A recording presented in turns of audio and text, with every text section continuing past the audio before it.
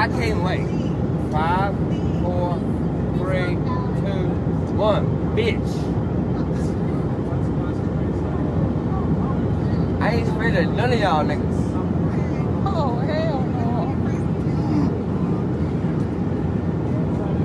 I'm from fucking Carolina. I live in LA. Y'all need to grow the fuck up.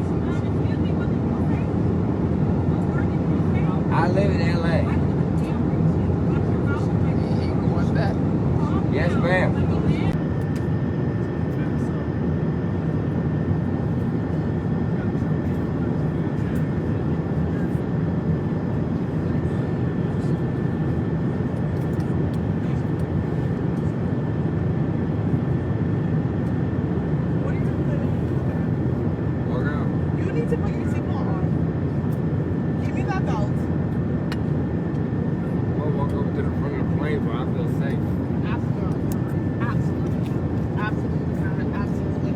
Buckle yourself in. Buckle yourself in. This is your last warning. Buckle yourself in. What about me? Buckle yourself in. What about my safety? What about my safety, bitch? Yep, exactly. What about my safety, bitch? Buckle yourself in. What about my safety? Yeah, your mother. Your mother.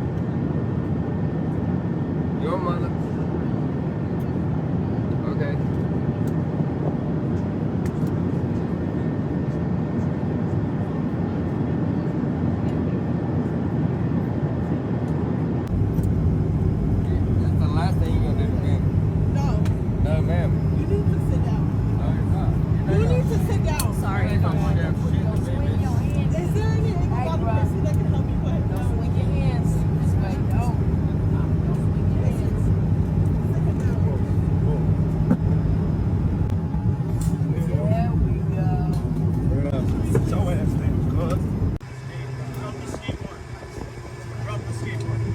Put it down. Drop the skateboard. Yeah, turn around.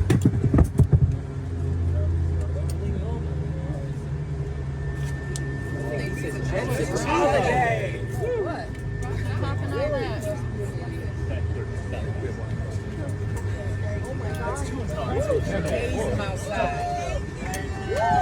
Bye. Bye.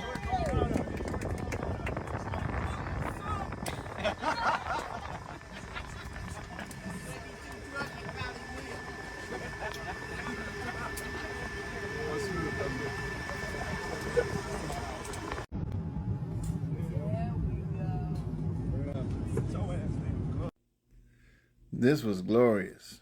This was absolutely glorious. Now, he bothering this sister. He won't sit down. The sister stayed in her feminine. She didn't get in her masculine. When you stay in your feminine and you're in distress, the masculine acts. Is activated. Because we don't like to hear that tone where you're hollering for help or you're annoyed. That annoyed tone that you have, sis, it forces us to act.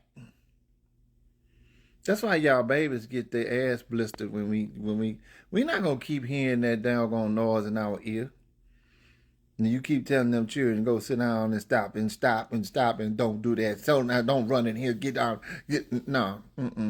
That annoy the hell out of us. We gonna get some peace or we gonna have your ass in pieces. That's what's gonna happen. So that boy went and grabbed his baby, his little wayward son, Junior. Sit your goofy ass down, Junior. He put his ass down in his little car seat and gave him his little binky. Look, you don't move. Daddy don't want to have to bust your ass on this airplane, on these folks' good airplane. You acting up. All right. I will bust your ass on this airplane. I've never seen something so emasculating. This man was taken away.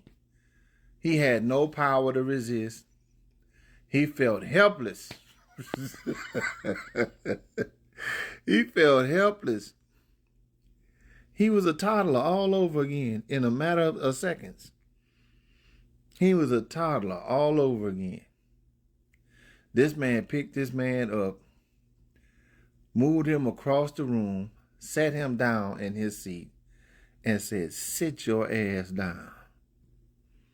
And you know what come after that. I'm sure they ain't had no problems out this fella during the whole flight.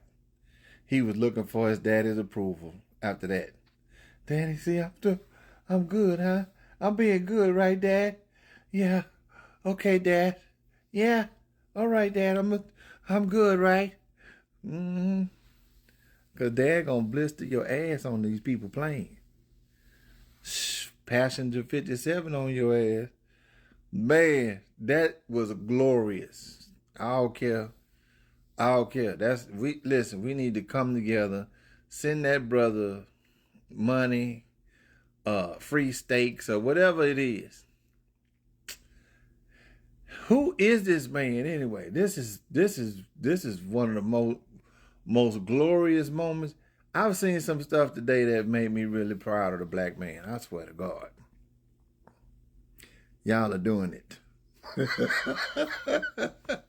That is how you handle your wayward children, brother. Because the black woman is everybody's mama. You didn't listen to mama. The mama stayed in her feminine. She trying to help you because she don't want daddy to get involved. So daddy get involved and got to handle you. Glorious. Glorious. Long story short, this guy got drunk. He decided that the flight attendants didn't pick up his trash on time, so he threw it in the aisle. The guy was sitting 2 seats in front of me. Our hero, really big tall guy that picked him up by the armpits, he was my seat neighbor. So he was sitting right next to me. The guy gets loud with the flight attendant. She's telling him, calm down. There's no need to raise his voice. And another passenger chimed in, telling him, like, hey, calm down. You're going to get the plane diverted. And he just kept going off. And eventually, he wouldn't stop talking to the other passenger. He took his Zin out of his mouth and threw it at him. He leaned forward and swatted at him and actually physically hit him. The guy asked to move, so he got moved to a seat in the front.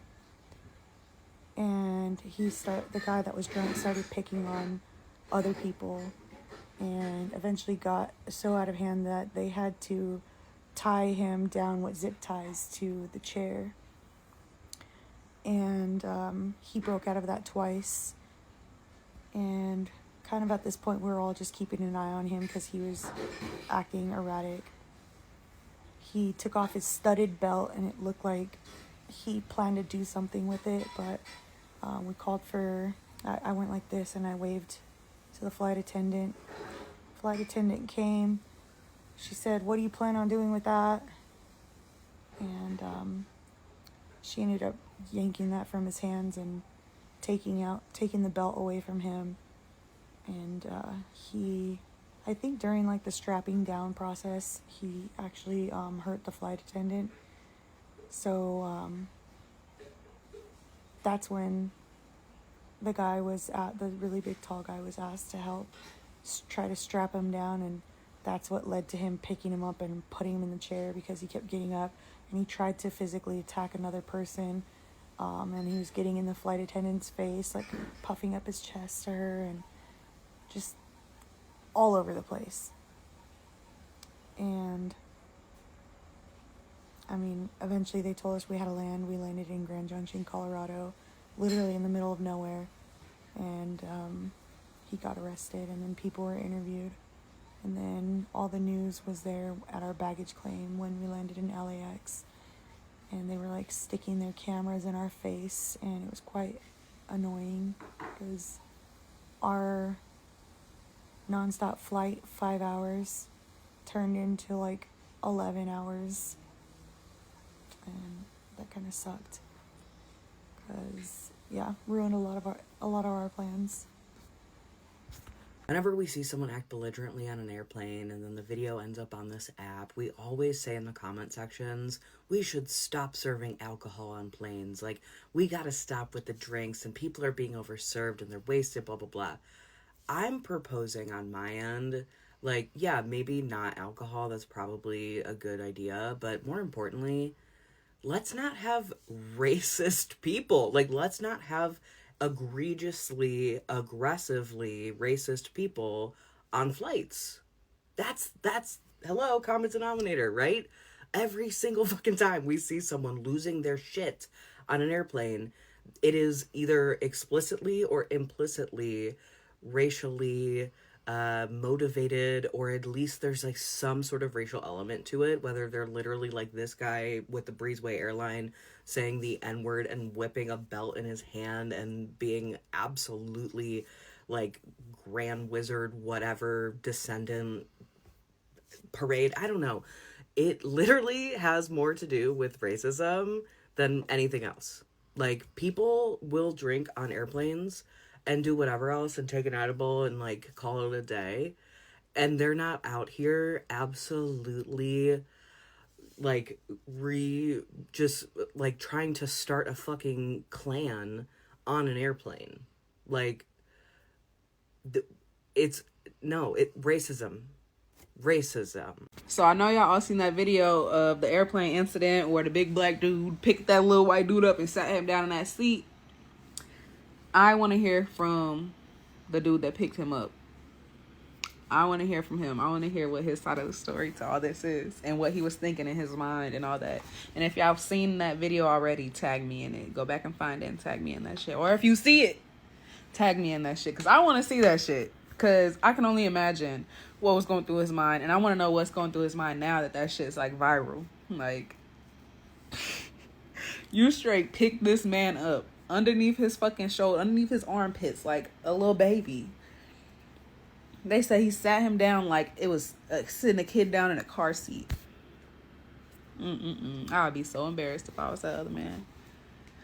So this one right here too, yeah, we need to talk about it, because this man, after he done did all this shit and the police came for him, he started getting his bags. I'll put the video up. He started getting his bags, and then he went up to the one guy that he was beefing with the most, the one that picked him up and put him in his car seat so he could get locked in. Yeah, he went up to him and he dapped him up. He's like, "Nice to meet you, bro. Nice to meet you." And he was like, "I'm getting arrested? For what? What am I getting arrested for?" Like, let me put the video.